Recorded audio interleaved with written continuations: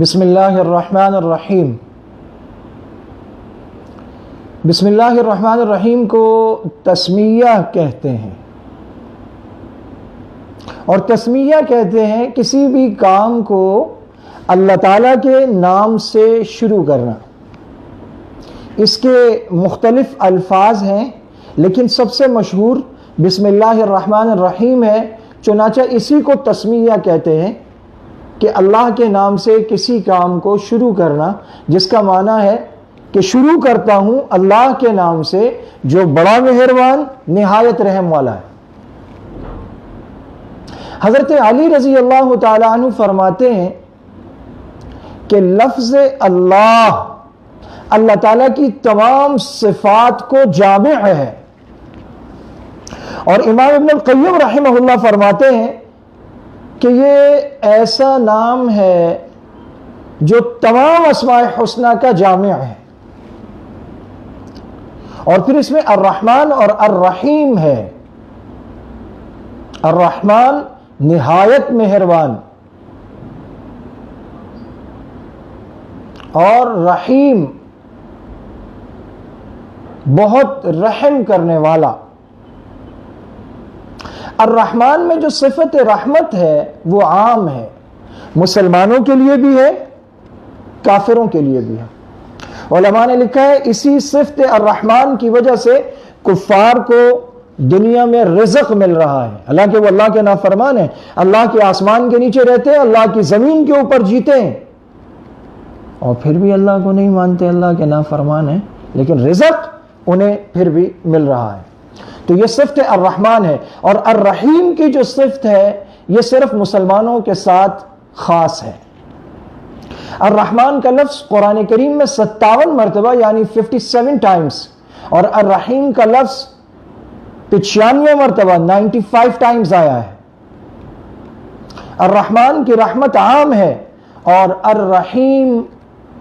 یہ صرف مومنوں اور ایمان والوں کے لیے خاص ہے۔ علامہ ابن قیم رحمہ اللہ فرماتے ہیں الرحمن ایسی صفت ہے جس کا تعلق رحم کرنے والے کے ساتھ ہے، اور الرحیم ایسی صفت ہے جس کا تعلق اس کے ساتھ ہے کہ جس پر رحم کیا جائے، یعنی اللہ سبحانہ و تقدس جس پر رحم کر رہے ہیں اس سے اس کا تعلق ہے۔ اور امام بخاری رحمہ اللہ کے استاذ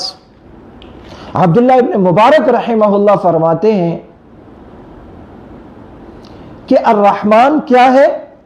الرحمن ہے اذا سئل اعطا، کہ جب اس سے سوال کیا جائے تو وہ عطا کرتا ہے۔ اور الرحیم کیا ہے؟ الرحیم یہ ہے اذا لم يسأل یغضب، کہ جب اس سے سوال نہیں کیا جاتا تو وہ ناراض ہو جاتا ہے، یہ ہے الرحیم۔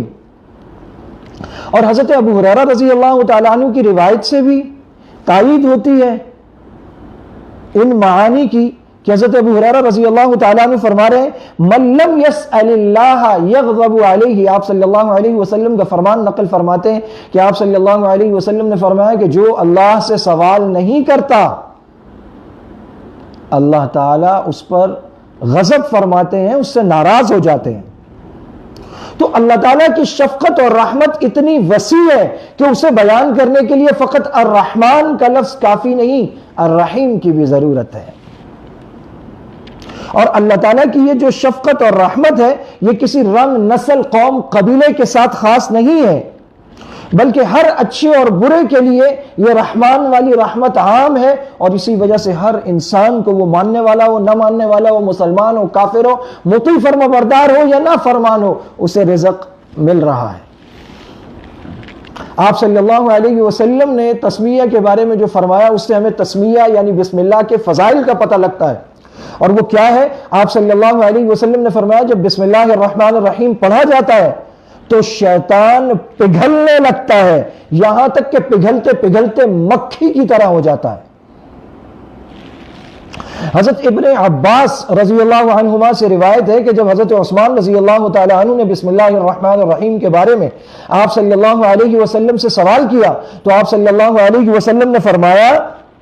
کہ یہ اللہ کے ناموں میں سے ایک نام ہے اور یہ اسم اعظم کے اتنے قریب ہے کہ جتنے آنکھ کی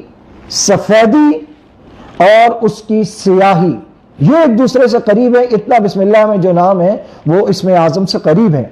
اور آپ صلی اللہ علیہ وسلم کا ایک فرمان ہے جس میں آپ فرما رہے ہیں کہ مجھ پر، بسم اللہ کے بارے میں آپ نے کہا کہ مجھ پر ایسی آیت نازل کی گئی ہے جو حضرت سلیمان علیہ السلام کے علاوہ کسی پر نازل نہیں کی گئی۔ حضرت جابر بن عبداللہ رضی اللہ عنہما سے یہ روایت ہے کہ جب بسم اللہ الرحمن الرحیم اتری ہے تو مشرق کی طرف سے بادل چھٹ گئے ہیں، ہوائیں ساکن ہو گئی ہیں، سمندر ٹھہر گیا ہے اور جانوروں نے سننے کے لیے کان لگا دیے ہیں اور شیطان پر آسمان سے شعلے گرائے گئے ہیں۔ جب بسم اللہ الرحمن الرحیم کا نزول ہوا ہے اور پروردگار عالم نے اپنی عزت کی قسم کھا کر کہا کہ جس چیز پر میرا نام لیا جائے گا یعنی بسم اللہ پڑھی جائے گی میں اس پر ضرور بے ضرور برکت نازل کروں گا۔ یہ تسمیہ کے بسم اللہ الرحمن الرحیم کے فضائل ہیں اور ہر کام کو تسمیہ سے شروع کرنا چاہیے، اسی کی تعلیم دی گئی ہے۔ آپ صلی اللہ علیہ وسلم سے لے کر صحابہ کرام، تابعین، تبع تابعین، اولیاء اعظام، ہر چیز کو تسمیہ سے، بسم اللہ سے، اللہ کے نام سے شروع کرتے ہوئے آئے ہیں۔ اور ہر مسلمان اچھا ہو، برا ہو، گناہگار ہو، مطیع فرمانبردار ہو، وہ ہر اچھے کام کے شروع میں بسم اللہ الرحمن الرحیم پڑھتا ہے اور ہر اچھے کام کے شروع میں بسم اللہ الرحمن الرحیم پڑھنی چاہیے۔ تسمیہ میں خاص طور پر دو چیزیں پائی جاتی ہیں، ایک اللہ تعالیٰ کی ذات عالی پر ایمان اور دوسرا اللہ سبحانہ و تقدس پر مکمل بھروسہ۔ ہمارے پیارے نبی صلی اللہ علیہ وسلم کی تعلیم بھی یہی ہے کہ ہر اچھے کام کو بسم اللہ الرحمن الرحیم سے شروع کیا جائے، اور جیسا کہ وحی والی حدیث میں بھی آتا ہے کہ حضرت جبرائیل امین علیہ السلام جب تشریف لائے تو انہوں نے پہلے آپ صلی اللہ علیہ وسلم کو تعوذ یعنی اعوذ باللہ من الشیطان الرجیم پڑھایا، جب آپ نے کہا کہ یا محمد استعذ باللہ، کہ اللہ تعالیٰ کی پناہ میں آ جاؤ، اللہ سے پناہ مانگو، اور پھر آپ نے بسم اللہ الرحمن الرحیم آپ کو پڑھائی۔ اس کے بعد سورہ علق اقرا بسم ربک الذی خلق کی ابتدائی 5 آیات کی وحی اتری ہے۔ تسمیہ کا پیغام کیا ہے کہ اس میں اللہ تعالیٰ نے اپنے اسم ذاتی لفظ اللہ کے ساتھ اور 2 جمالی صفتوں کے ساتھ یعنی رحمان اور رحیم ان کے ساتھ ان کا انتخاب کیا، اس کے ذریعے بندوں کو یہ پیغام دیا ہے کہ جس اللہ کے نام سے تم شروع کر رہے ہو وہ بہت مہربان ہے، شفیق ہے، نہایت مہربان ہے اور بہت رحم کرنے والا ہے، بہت رحم کرنے والا ہے، نہایت مہربان ہے۔ تو اللہ تعالیٰ نے اپنی شفقت اور مہربانی، الرحمن بہت رحم کرنے والا، الرحیم نہایت مہربان، یہ پیغام دیا ہے کہ جس کے نام سے تم شروع کر رہے ہو وہ اللہ ہے، اور اللہ رحمان بھی ہے، رحیم بھی ہے۔ اور اللہ تعالیٰ نے خود فرمایا ان رحمتی سبقت علی غضبی، کہ میری رحمت میرے غضب پر سبقت کر گئی ہے۔ اور اللہ تعالیٰ کو اپنا نام رحمان اپنے اسم ذاتی اللہ کے بعد سب سے زیادہ پسند ہے، چنانچہ ایک حدیث میں آتا ہے احب الاسماء الی اللہ عبد الرحمن عبداللہ، کہ اللہ تعالیٰ کے نزدیک سب سے زیادہ جو نام پسندیدہ ہے وہ عبداللہ اور عبد الرحمن ہے۔ تو جب بندہ ایک کام کو شروع کرتا ہے، اللہ کا نام لیتا ہے، تو جب وہ دیکھتا ہے کہ اللہ رحمان اور رحیم ہے تو اس میں ایک جذبہ، ایک ولولہ، ایک انتھوزیازم اور ایک تحریک اس کے اندر پیدا ہوتی ہے، وہ تیزی سے اللہ کی رحمتوں اور اللہ کی شفقتوں کی طرف سفر کرتا ہے۔